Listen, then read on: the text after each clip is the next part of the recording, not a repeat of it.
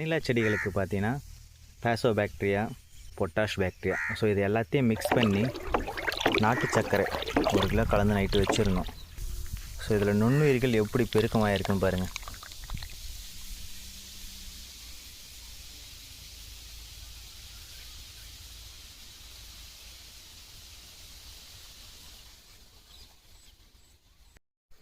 மழை பெய்த 4 நாட்களுக்கு பிறகு பார்த்திங்கன்னா செடிகள்லாம் ரொம்ப புத்துணர்ச்சியாக இருக்குது. அதே சமயத்தில் புதிய புதிய பூக்கள்லாம் வைக்க ஆரம்பிச்சிடுச்சு.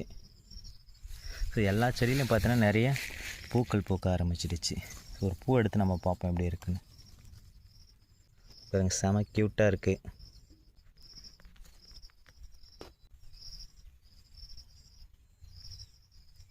புதிய புதிய இலைகள்லாம் உருவாகி இருக்குது. ஸோ மழையின் முக்கியத்துவம் எவ்வளோ அவசியன்றது பாருங்கள்.